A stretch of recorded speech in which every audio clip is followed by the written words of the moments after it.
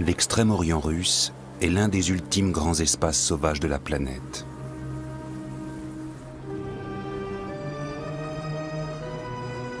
Ces vastes forêts abritent un prédateur de toute beauté. Le tigre de Sibérie, aussi appelé tigre de l'amour, en référence au fleuve éponyme, est le plus imposant des tigres et le maître incontesté de la taïga. Lui qui était encore au bord de l'extinction il y a 80 ans est désormais une espèce protégée et reconquiert peu à peu son habitat.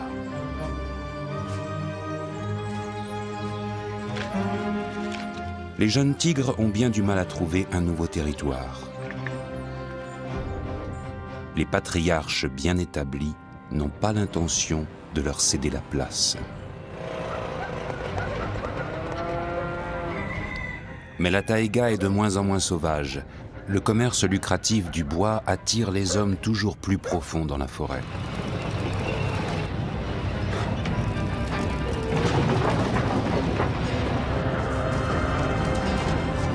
Comme l'homme, le tigre de Sibérie est jaloux de son territoire. Comme lui, il est puissant et dangereux. En faisant du tigre son allié, l'homme pourrait sauvegarder ces dernières forêts.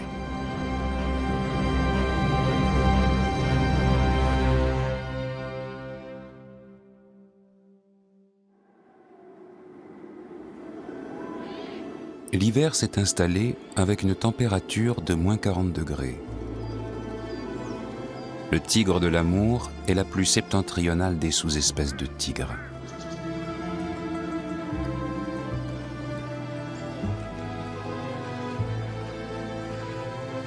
Pour affronter les températures hivernales extrêmes, il faut une fourrure épaisse et une bonne couche de graisse. Mais le grand carnassier a surtout besoin de sa ration quotidienne de viande, pas moins de 8 kilos. La tigresse doit s'approcher encore un peu. Son atout, c'est l'effet de surprise.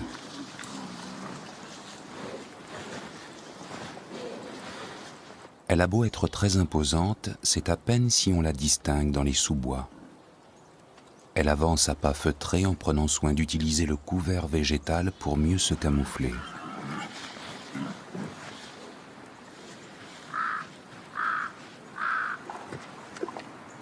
C'est grâce à la couleur et au motif de son pelage qu'elle réussit à se fondre dans le paysage.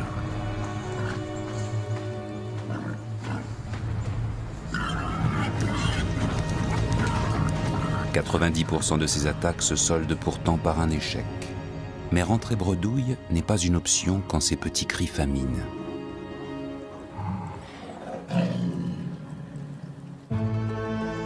L'aire de répartition du tigre de Sibérie s'étend dans l'extrême-orient russe, près de la frontière avec la Corée du Nord et la Chine.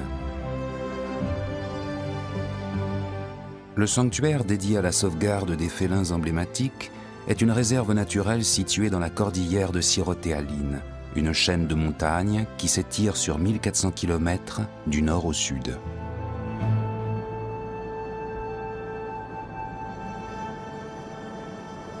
C'est ici, au fond d'une vallée, qu'une tigresse élève ses 2 tigreaux. Un mâle et une femelle. Âgés d'à peine 1 an, ils sont bien trop jeunes pour prendre soin d'eux-mêmes.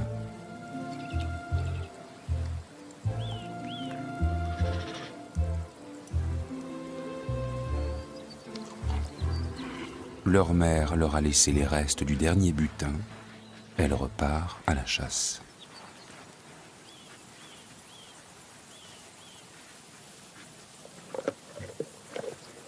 Ces tout jeunes tigres sont doublement chanceux. Leur mère est une chasseuse expérimentée et ils ont vu le jour dans une réserve qui les protège. Il n'en a pas toujours été ainsi. Il y a encore quelques décennies, les braconniers pourchassaient les jeunes tigres livrés à eux-mêmes. Les captifs étaient vendus à des zoos et des cirques du monde entier.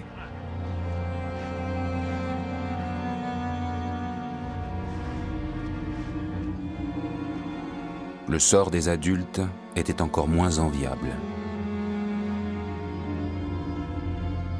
Ils étaient exécutés par des groupes de chasseurs. Des dizaines d'entre eux étaient tués chaque année.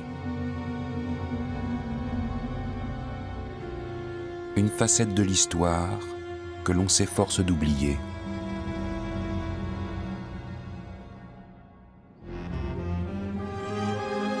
Mais il y a aujourd'hui des raisons d'espérer. Le tigre de Sibérie est aujourd'hui strictement protégé et la Russie a d'ailleurs créé d'immenses réserves spécialement pour eux. Et si on les traque aujourd'hui, c'est avant tout pour mieux les comprendre. Il faut s'armer de patience. Les tigres restent souvent invisibles, retranchés au plus profond de la forêt. Grâce aux pièges photographiques, les animaux farouches sont observés et leurs habitudes dévoilées. Les chercheurs sont confrontés à de multiples questions. Ils voudraient savoir combien de tigres se partagent un territoire.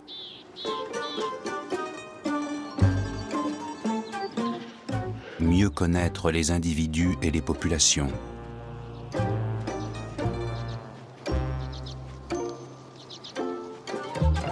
Les dimensions de leur territoire et les moments de la journée où ils sont actifs sont aussi des points à élucider. Empruntent-ils des itinéraires déterminés? On évalue à 600 le nombre de tigres présents en Sibérie. En 1940, le premier recensement avait fait l'effet d'une bombe. Seuls 30 individus avaient survécu à la traque systématique et effrénée qu'on leur avait livrée. Il a fallu des décennies et la création de dizaines de réserves pour voir leur population se reconstituer peu à peu.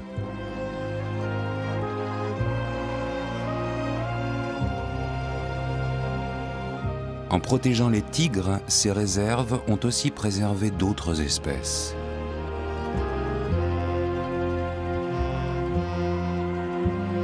La forêt des tigres est vraiment une enclave à part. S'y côtoient des espèces subtropicales et des espèces typiques du Nord. Le gobe-mouche de paradis se trouve aussi en Chine et en Inde. Les couples reproducteurs font leur nid au mois de mai. Les parents se partagent la tâche d'élever les oisillons.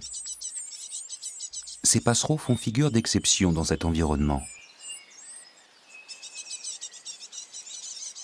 Les cerfs sika sont beaucoup moins exotiques. Ils sont en surnombre, surtout dans la partie sud de la cordillère. Après une longue disette hivernale, les cervidés ont plus que jamais besoin de sels minéraux. L'intuition les conduit droit au but dans la forêt profonde, comme si ce savoir inné leur avait été transmis par les générations antérieures. Mais ils ne sont pas les seuls à fréquenter les lieux.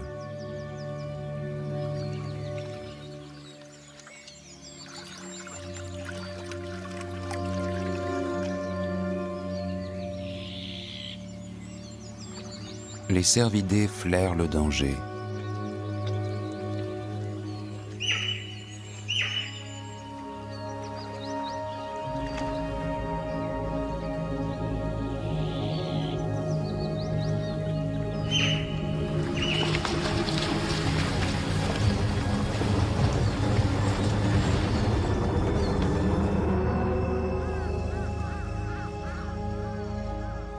Cette fois, l'effet de surprise a fonctionné.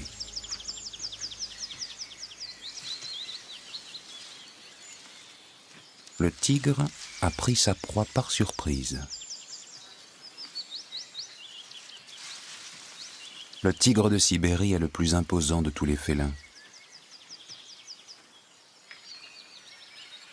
Les mâles peuvent dépasser les 300 kilos, les femelles pèsent 2 fois moins.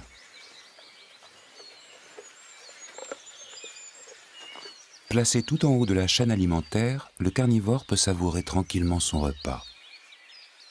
Aucun autre animal de la forêt ne lui disputera sa proie.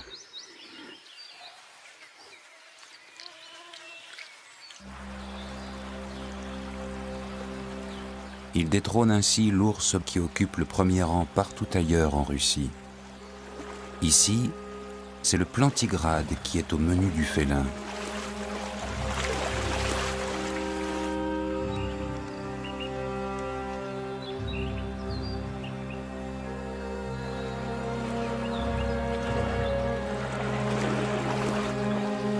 Les tigres s'attaquent à toutes sortes de proies. Leur spectre alimentaire s'étend jusqu'aux rivières. Le cycle de vie du saumon s'étale sur 4 ans. Des centaines de milliers de poissons se reproduisent avant de mourir, épuisés par leur long voyage.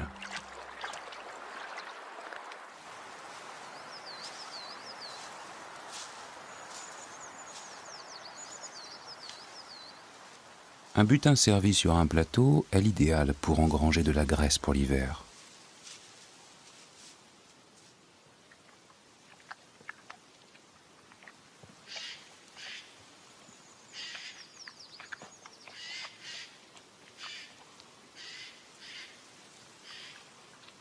Mais il y a aussi des années sans. Ici, l'alternance entre périodes d'abondance et de disette fait partie de la vie.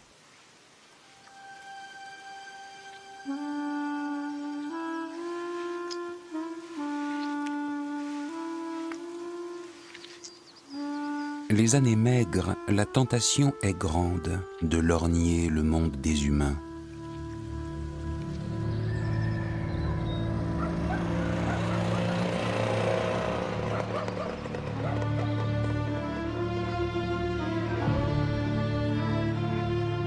Koutousovka est un petit village de 100 habitants situé à la lisière de la réserve Sirotéaline et plongé dans l'immensité de la forêt.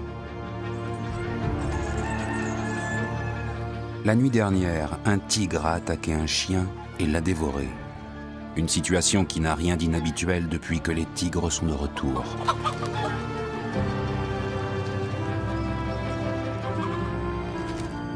Le propriétaire du chien a fait appel à l'expertise de Yuri Kolpak et son équipe.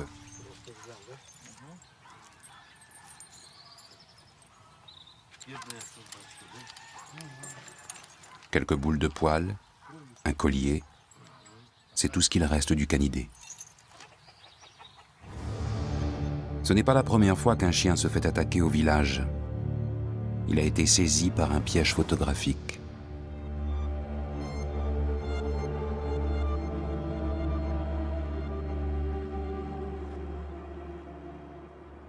S'agissait-il cette fois encore du même animal ? Quand les tigres pénètrent plusieurs fois dans les zones habitées, Yuri Kolpak et son équipe mènent l'enquête.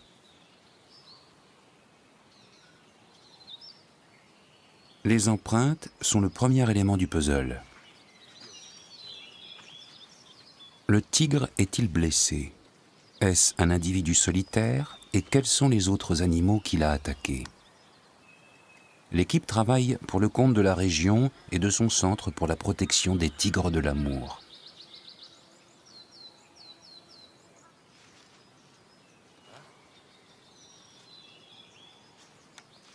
La principale mission de cette association est de désamorcer les conflits entre hommes et animaux et de veiller à leur cohabitation pacifique.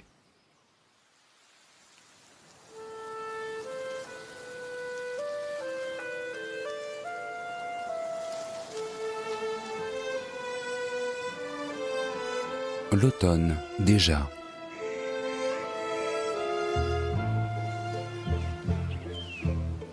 Les 2 tigreaux ont maintenant presque 2 ans, l'âge de gagner leur indépendance.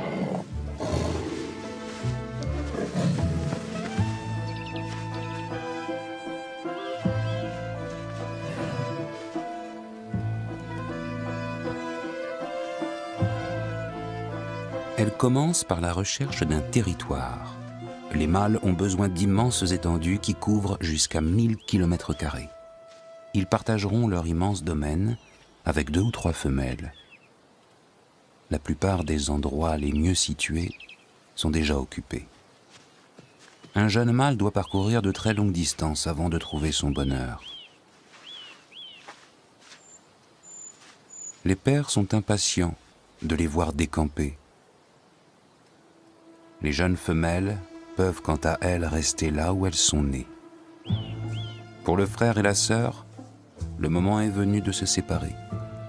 Avec un peu de chance, le jeune mâle tombera sur une année faste pour se lancer.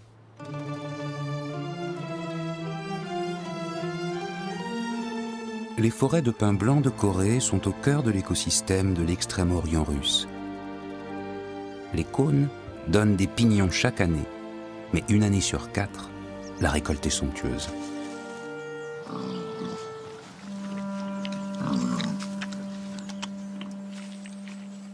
Les sangliers et les cerfs sika sont les premiers à profiter de cette générosité des arbres. En fin de chêne, les tigres ont tout à y gagner.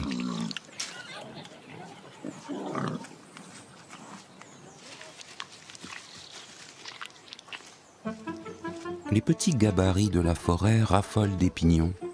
Ils en ingurgitent des quantités en véritables gloutons.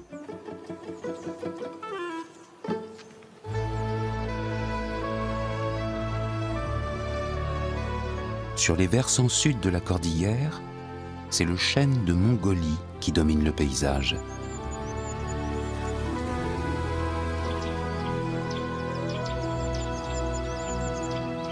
Les années fastes, le sol est littéralement recouvert de ces glands.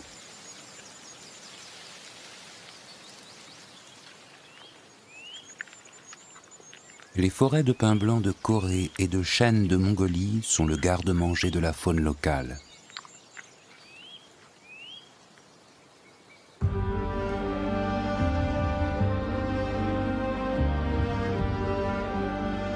En Extrême-Orient russe, la plus grande forêt primaire contiguë se trouve sur la rivière Bikine. Ici, il n'y a pas de route d'accès. Pour parcourir de longues distances, il n'y a que le bateau.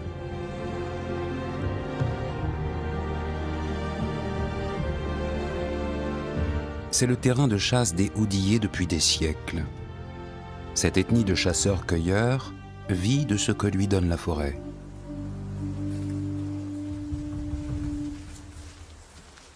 Klim arpente les sous-bois pour préparer la saison de chasse.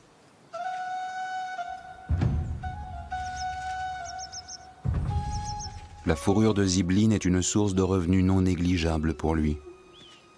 La zibeline étant une petite martre dont la fourrure d'hiver est très fournie. En automne, Klim contrôle les pièges et les rafistole au besoin. Leur mécanisme est on ne peut plus élémentaire. En voulant manger l'appât, la zibeline déclenche la chute d'un rondin de bois. Elle meurt sur le coup, mais sa fourrure, elle, est intacte.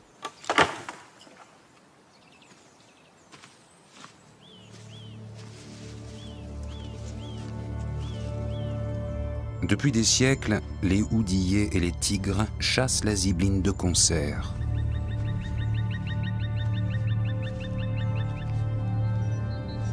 Leur cohabitation observe une règle élémentaire, toujours bien garder ses distances.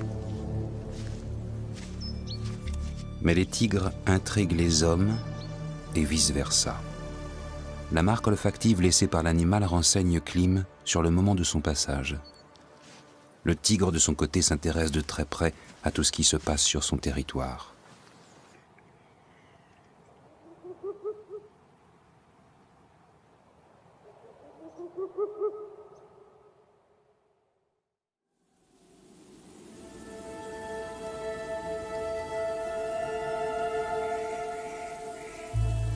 Un beau matin, l'hiver est là. Les premières neiges mettent les habitants de la forêt à rude épreuve.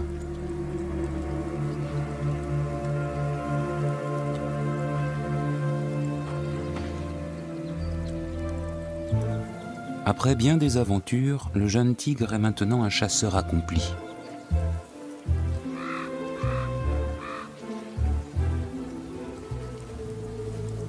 Mais il ne peut plus compter sur le couvert végétal et la poudreuse alourdit ses pas.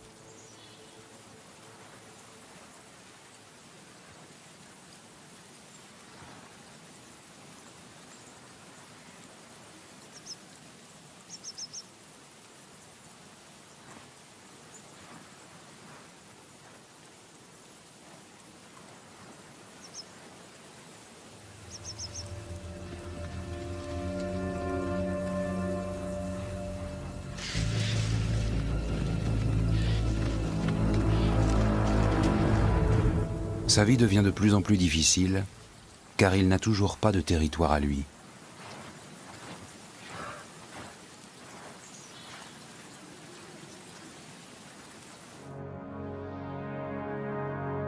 On pourrait croire facile de trouver un domaine dans une telle immensité, mais loin de là.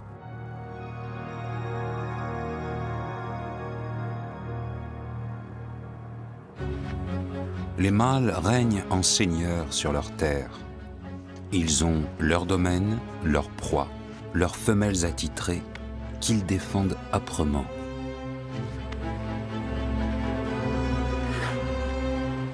Sans relâche, ils arpentent leur territoire pour en marquer les frontières.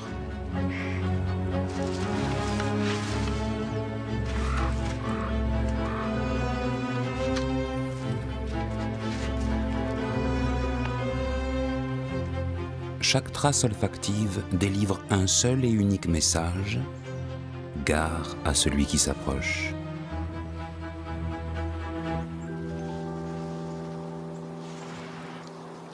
Qu'il fait bon se prélasser quand on se sent chez soi.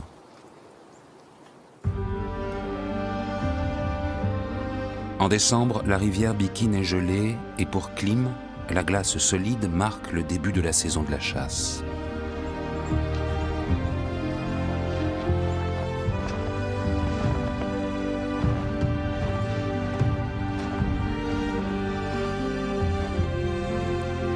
Il y a 20 ans à peine, il pouvait encore subvenir aux besoins de toute sa famille grâce au négoce de la zibeline.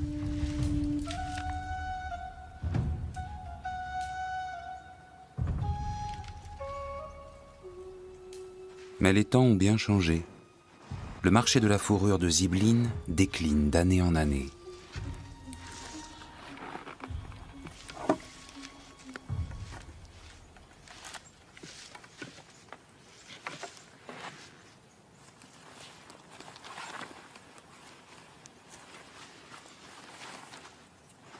Mais la forêt regorge encore de trésors pour qui veut se nourrir.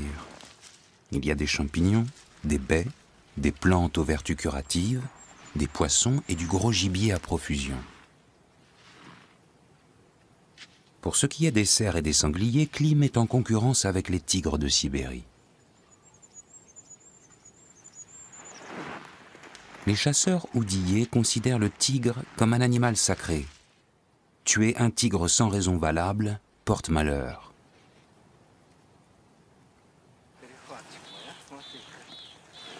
Même leurs proies abandonnées sont tabous.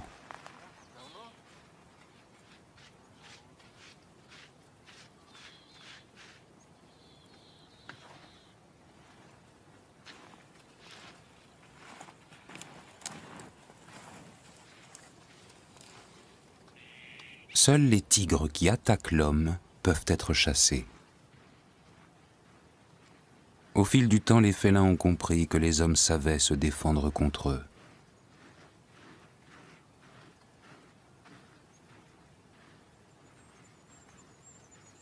Ce respect mutuel permet à l'homme et l'animal de cohabiter en paix sur les rives de la Bikine. Le sort des oudillés est étroitement lié à celui des tigres. Les uns comme les autres dépendent de la forêt. L'ethnie s'est battue pour préserver son mode de vie.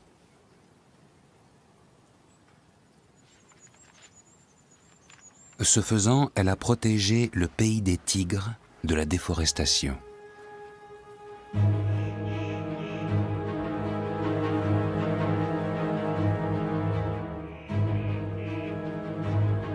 Klim partage son territoire avec 3 tigres, un mâle et 2 femelles. Chaque animal tue entre 60 et 70 grands ongulés par an, autant de gibier que Klim doit concéder à son rival.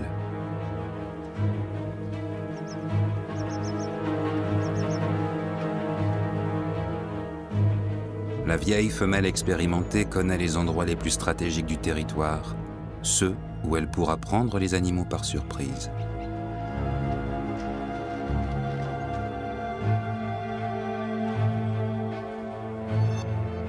Le cerf est encore trop loin.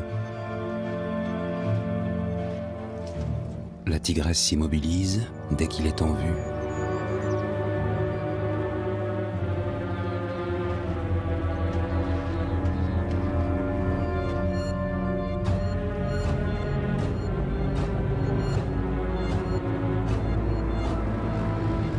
Puis c'est l'attaque.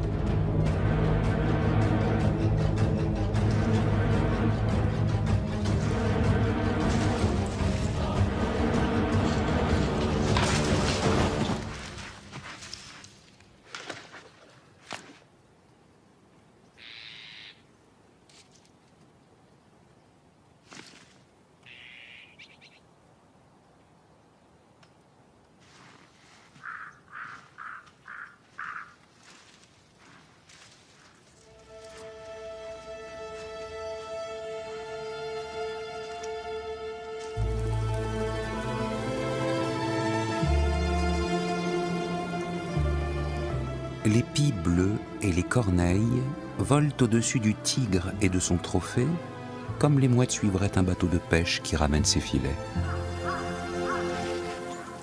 Elles savent qu'elles pourront prendre part au festin.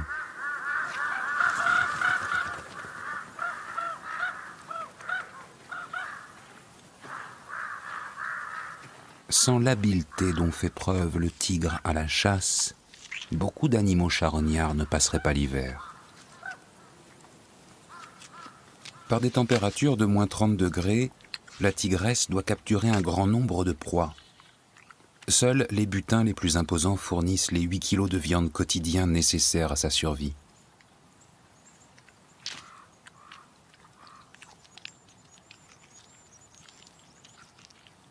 En hiver, pas le moindre lambeau de viande n'est gaspillé. La tigresse fait des allers-retours incessants. Du cadavre, elle ne laissera que la fourrure et les os. Pour les corneilles, la patience a payé.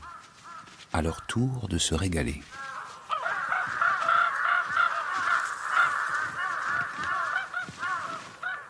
Les tigres n'aiment pas partager, mais cette femelle laisse les maigres restes aux oiseaux affamés.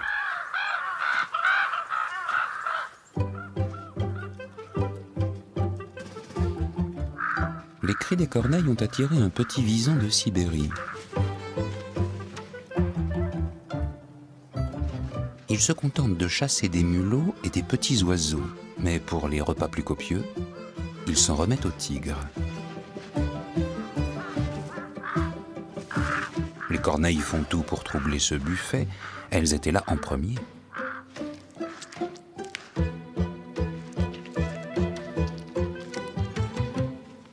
Tout le monde y trouvera son compte finalement.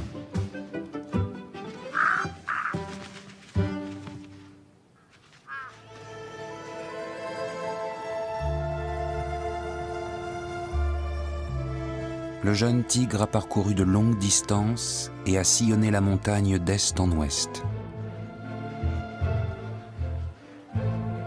Il a survécu à beaucoup d'aventures, mais il n'est pas au bout de ses peines.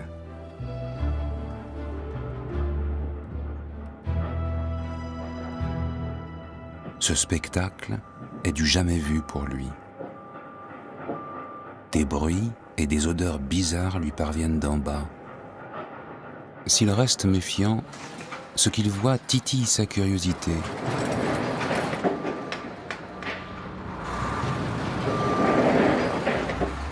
Cette scierie donne une idée des dégâts de l'activité humaine dans la forêt.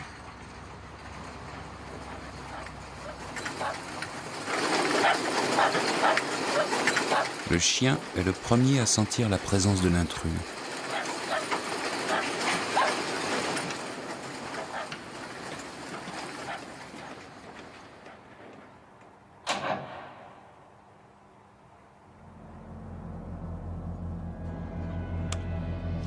Pour le gardien de nuit, le doute n'est plus permis.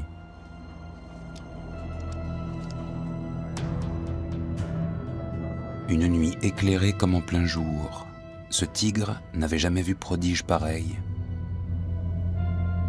Comment pourrait-il savoir que les humains, comme les tigres, défendent becs et ongles ceux dont ils ont pris possession?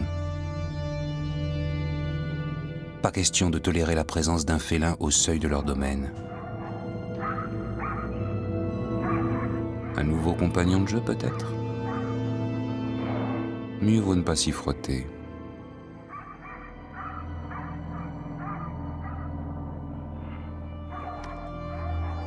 Rien à se mettre sous la dent, et une nuit claire comme le jour.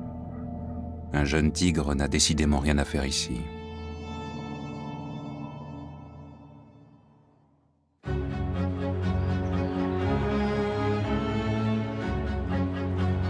Le monde moderne fait reculer la forêt inexorablement, d'année en année. L'activité humaine repousse le tigre toujours plus loin dans la forêt.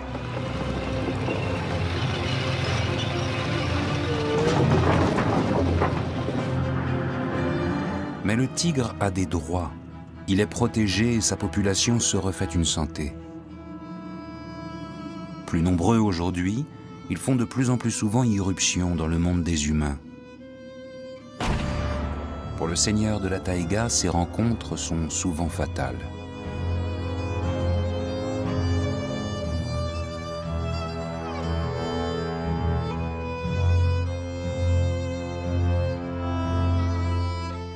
Le marché noir des os et de la fourrure de tigre est une menace pour l'espèce.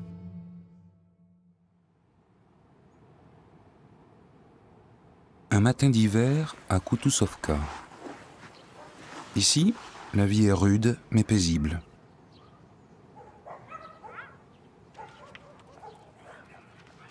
Tout le monde se connaît.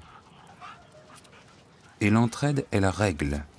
Mais derrière l'idylle, il y a une autre réalité.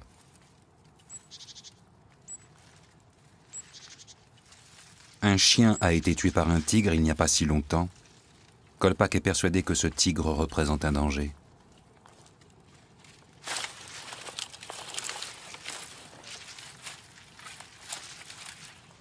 Les hommes construisent un enclos avec une toute petite ouverture. Un piège qui se refermera sur le tigre quand il voudra atteindre la nourriture faisant office d'appât.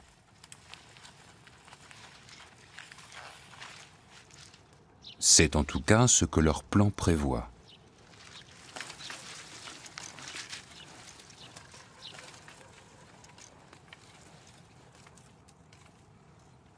Il est aussi prévu qu'un signal radio donne l'alerte dès que la bête sera capturée. Elle sera aussitôt anesthésiée.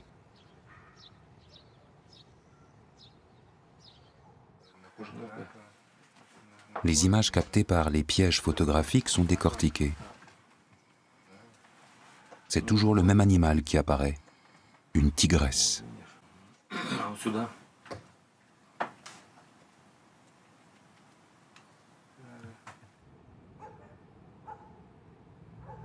Kolpak et les villageois l'attendent en vain, des journées entières.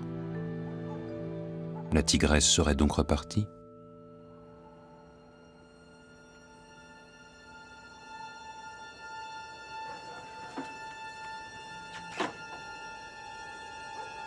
Jusqu'à cette nuit.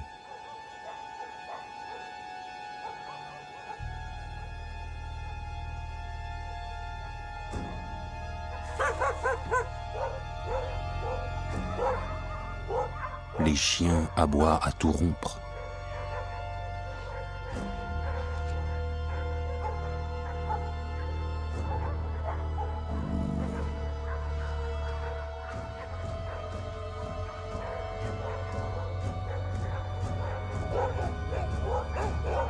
Un vent de panique souffle sur Kutuzovka.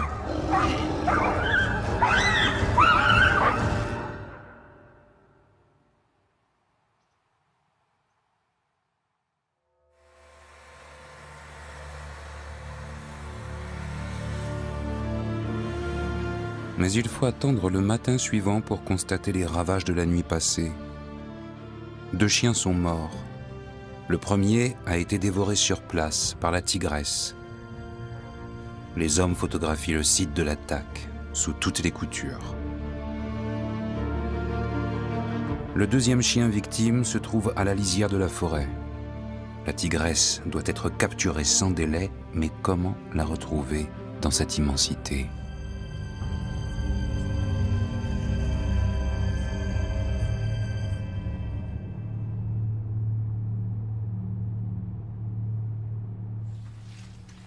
La femelle est bien trop avisée pour tomber dans le piège qu'on lui a tendu, et les experts doivent trouver une nouvelle stratégie.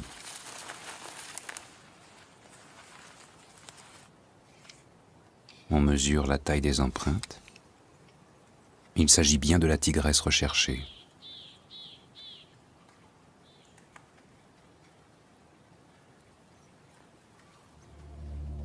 La tigresse sait qu'elle est suivie. C'est finalement dans les fourrés des sous-bois que l'affrontement a lieu.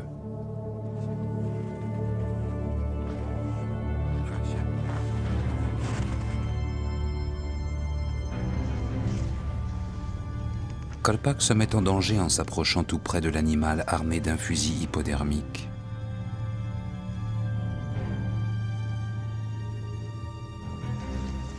Mais la vue n'est pas assez dégagée.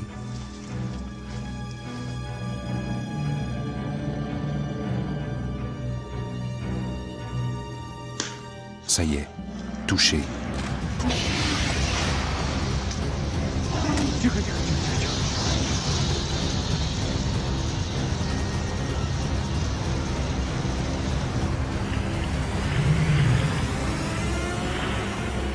Le tigre ne va pas tarder à faire son effet.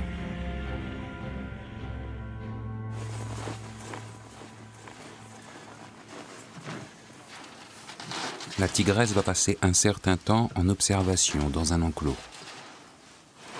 Si elle est vieille et malade, elle sera recueillie dans un zoo.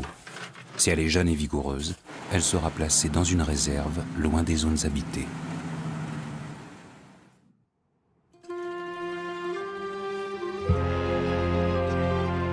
Le printemps est de retour et avec lui la vie, plus douce et plus légère. Avant l'arrivée des moustiques.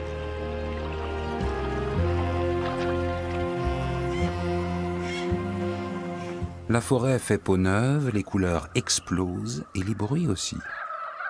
Les grenouilles sont les premiers violons de cet immense concert. Au mois de mai, elles déferlent dans leur zone de ponte.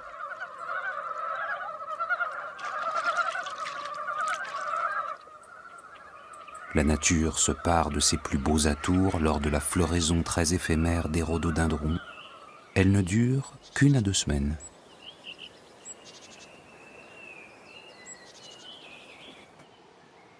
Au printemps, la nature est en fête. Rien n'a changé depuis la nuit des temps au bord de la rivière Bikine.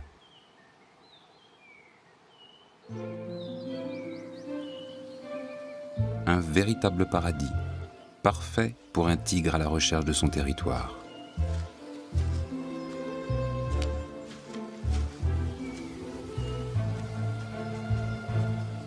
Mais un rugissement cloue l'animal sur place.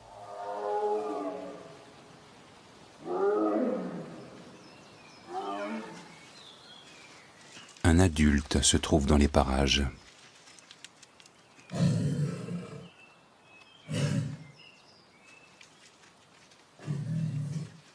Tout faire pour éviter de tomber nez à nez avec ce congénère. Le jeune tigre passe sa vie à fuir ses semblables, ainsi que les hommes. S'il ne trouve pas bientôt sa place, il est condamné.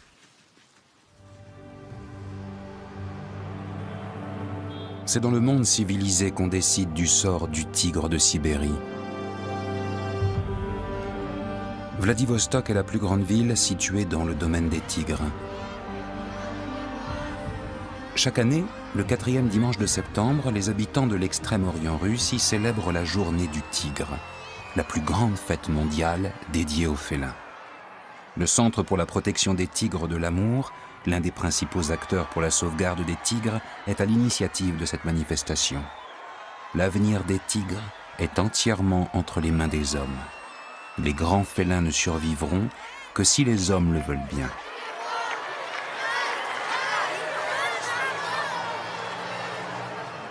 Sans son tigre emblématique, l'extrême-orient russe serait comme une forêt sans âme.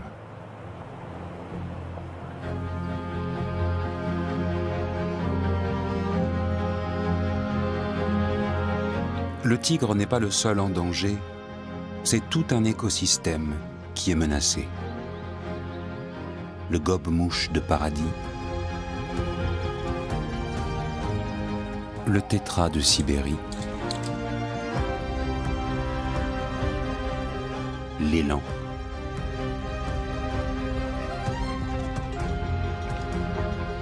le léopard de l'amour.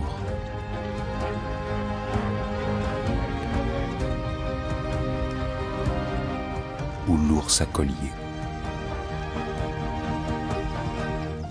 Tous profitent indirectement de la protection des tigres.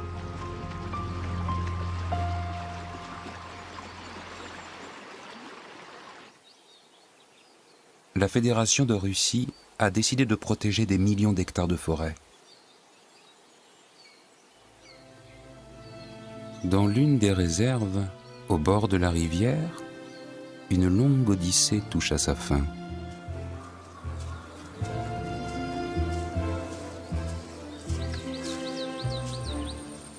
Le jeune tigre a beaucoup marché, sans pouvoir se fixer nulle part.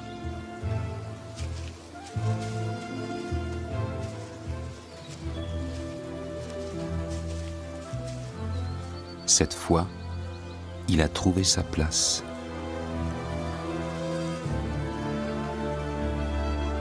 Le territoire où il se trouve n'est pas encore revendiqué. Les marques olfactives de ses anciens occupants se sont volatilisées.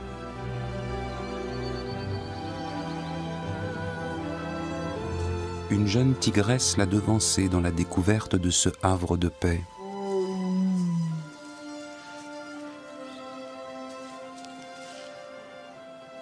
Une forêt primaire remplie de bons gibiers et pas l'ombre d'un rival à l'horizon. Le voici en pays de cocagne. Il n'ira pas plus loin. L'espoir renaît pour le tigre de l'amour et sa forêt.